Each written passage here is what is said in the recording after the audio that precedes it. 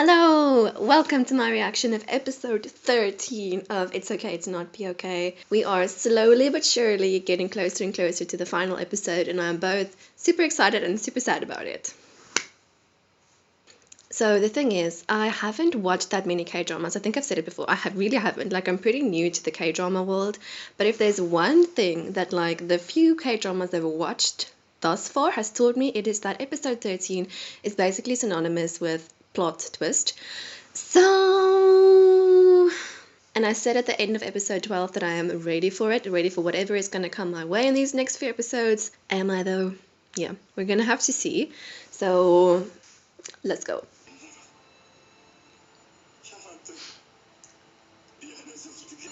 So he feels like he needs to choose between Moon Young and his brother and his mom. Is that like the gist of his guilt and his problem at the moment? Okay, but what does that note say? Did I miss it? Or is it just again the problem of me not being able to read or understand any Korean? Does it say something important? Is it a love letter?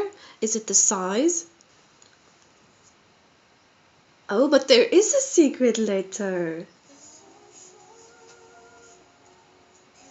So that's why I decided to go to the photo shoot after all. I was wondering at the end of last episode, like, what made him change his mind. It was the letter. So, lesson learned, if you ever want to persuade someone to do something that they don't want to do, write them a love letter, a secret love letter, and stash it somewhere. I'm not sad that we get to watch this scene again, because now I'm all over again. This was such a sweet scene. Isn't this like exactly how my face looked last time?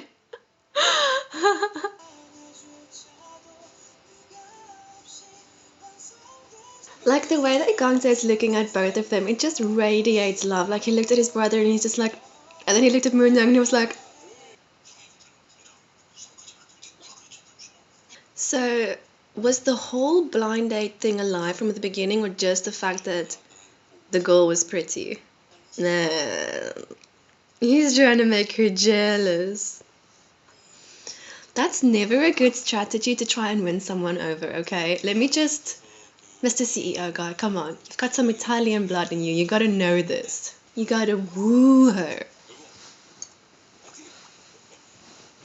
Okay, but he's kind of cute though.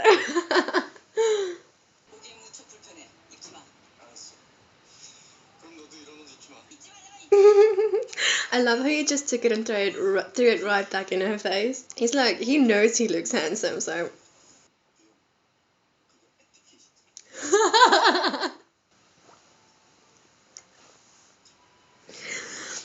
The thing is, like, I don't want to be not trying to like be insensitive or anything because I know he's autistic and it's definitely not the same thing. But I'm a huge introvert and like I relate so much to some things that Sangse does. Like in the last episode when he was talking to the director guy and there was like this long awkward silence, then he just got up and left. And I was like, I feel you.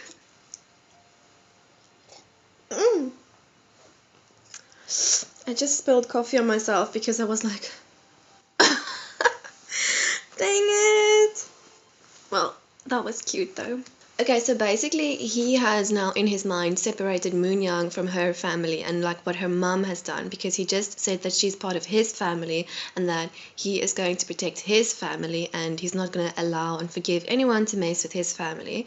So the fact that he said she's now part of his family means that he doesn't blame her for what her mum did and he's not holding her responsible and he's not kind of lumping her into that whole mess. So he's not mad at her and he's not blaming her, and that's good, I guess. Because I was afraid of this the whole time, like last episode, because I was like, what is he gonna do? Like, how is he gonna reconcile these two things? Because Moon Young and her mother is like, it's her mother.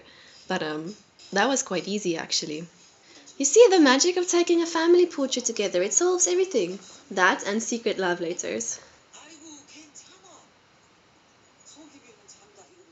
Wait, what did he just do? Why did he do this? Why am I thinking that he fought it before, now he's trying to That's not it, I know.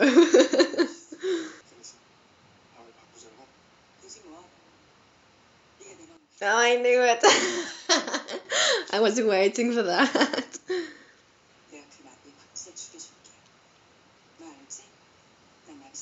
And Moon is exactly the same. Like he was saying that he was going to protect his family and like no one messes with his family. She's exactly the same, you see? She's like, if the butterfly comes, I'll catch it and I'll tear it to shreds, even though she doesn't know what she's actually saying, because how can she? But I just love how they're both so protective and so like they value their little family so much and they would do anything to keep it safe and to keep them together.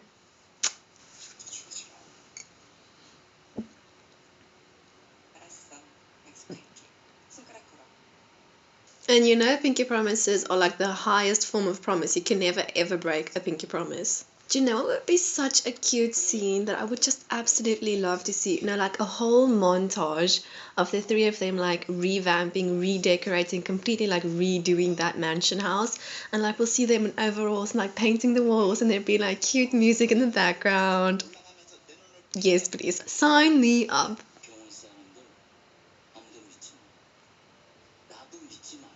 Don't even trust me. Okay. I love this. Oh, cute. I have two siblings now. Yes, a real brother and a fake sister.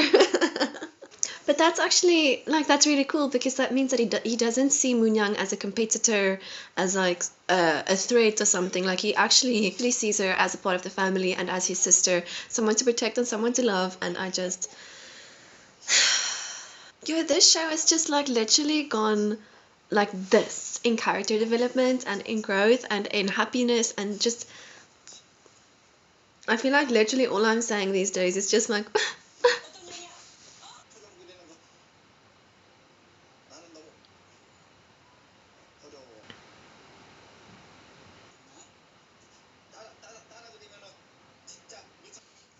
this guy is making me feel bad for like every little white lie I've ever told, every like wrong thing I've ever done in my life. Oh, this is actually really interesting because we know that he's not good at distinguishing and kind of dealing with other people's emotions because, you know, because he's autistic. And it's kind of just, it's really interesting for me to see how, oh, sorry, I have a hair there. I need to just, oh, whatever. It's really interesting for me to see how, like, he's aware of this, of the fact that he struggles with this, and it obviously, like, clearly it's something that troubles him, the fact that he can't do it, and he wants to do it and he wants to improve, he wants to be better, he wants to be able to, you know, be better with emotional intelligence when it comes to relationships and other people. So wow. But I feel like we've already seen him grow and develop so much in like just, you know, the span of a few episodes. So I really like, I wonder if this is something that the show is going to touch on again, and where we'll be able to see that he actually does develop this ability or whatever, or if it's something that because he's autistic he can never fully develop. Like I'm not too sure how that works with autism. I wonder.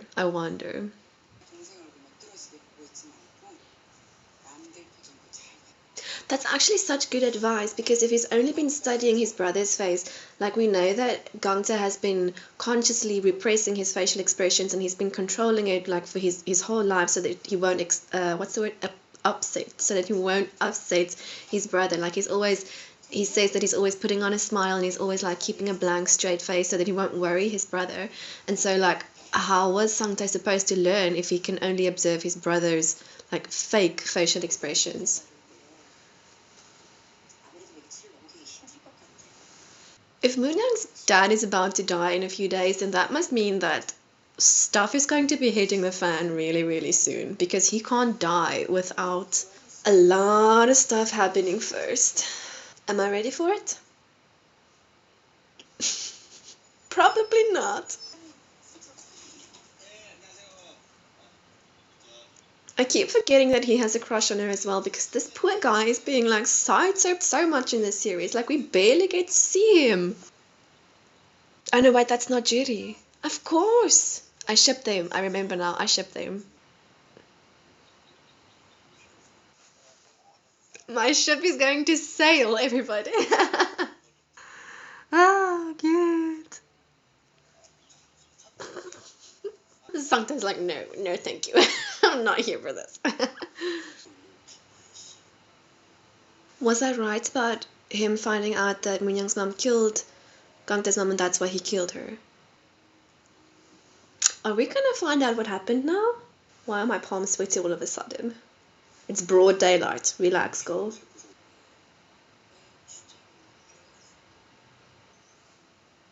Gangtae's mom was the housekeeper. We are seeing her face for the first time. Oh my goodness. And she's a stranger.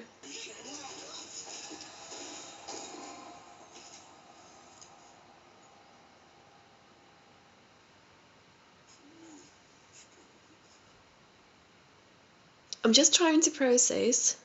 Just give me a minute.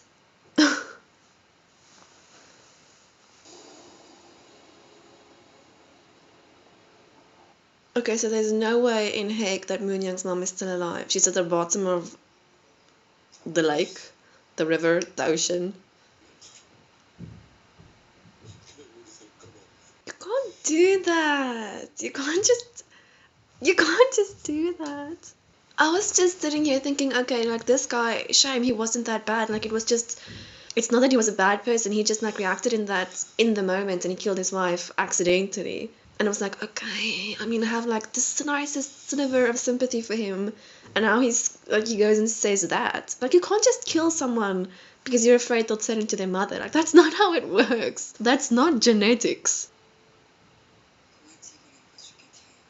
That must have made such a big impact on her. Like, it must have been a complete just escape from reality for I don't know, maybe the first time or the only time, because she'd had such a dark, creepy, twisted childhood, and then there was this moment of being able to be a child with her dad reading her this fantasy story that probably had a happy ending, and it had such a big effect on her that she became an author herself. How many times have we seen like a similar scene to this where like Moonyang is sleeping and then Gangtae comes in all creepy, like just looking at her like Edward from Twilight, and he's like touching her face, touching her hand, like touching her hair. Like, I mean, is that cute or is that creepy? Sangtae really has like a sixth sense for when someone is lying. Like he always picks it up. That's like the first time we saw little Moonyang smiling. See, so this was a really, really special moment for her.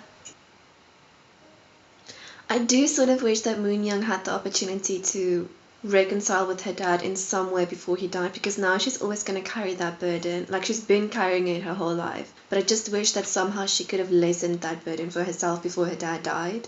Okay, maybe reconcile isn't the right word, because maybe his death is the peace that she needs, because oh, honestly, I don't know. Like, this is just such a messed up situation. Like, no way that you look at it can she actually really find peace, because it's too messed up. Yes. Like, how cool would it be if the three of them became like nomads, like traveling the country in their camping van? How about it? I mean, in all seriousness, I do want them to leave this town and I want her to move out of that house, because I just feel like all three of them deserve a new start, like a clean slate, just beginning over on a happy page with like them being a family already, and just like they deserve to move on from this place and all the memories and the trauma that like man young. You can take online courses. Ah. I feel like something is about to go really, really wrong, because there's only 5 minutes left of this episode, and it's not going to end on a happy note like this. It never does. Oh heck no. Oh no. Oh no. That's my camera just died. It died just there. Are you kidding me? The audacity. Okay. And it's gonna die again in like 5 minutes, so I'm gonna. Okay, let's go. Also, sorry if you hear some construction noises outside, because there are construction noises outside. Okay.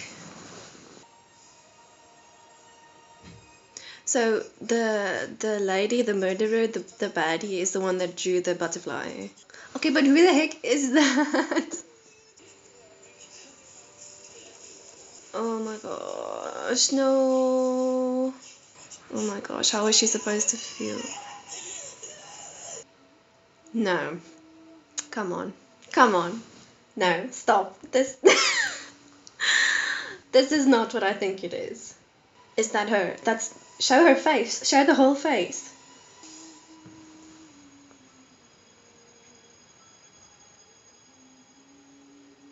That was the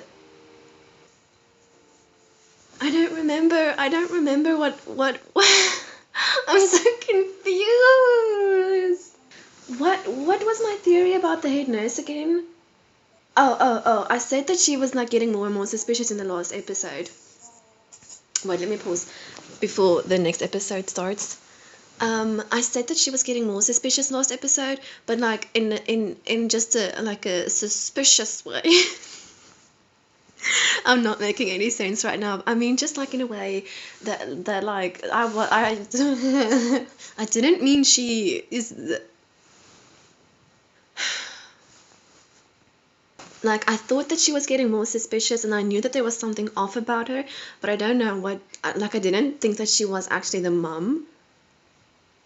That lady is dead. The mum is definitely dead. Like you guys saw, that's dead, death, death. So actually, um stop. Um, you know what I'm gonna do? I'm just gonna start watching episode 14 right now because it's already out, and I'm just gonna relieve myself of this torture that I'm feeling right now because there's no need for this. I'm just gonna see what's going on because I don't need to figure this out by myself. I'm just gonna watch. Yes. Okay, I'm gonna go and watch the next episode, and I'll see you again for episode 14, and hopefully I'll be a bit more composed and a bit more speakable. Anyways, bye.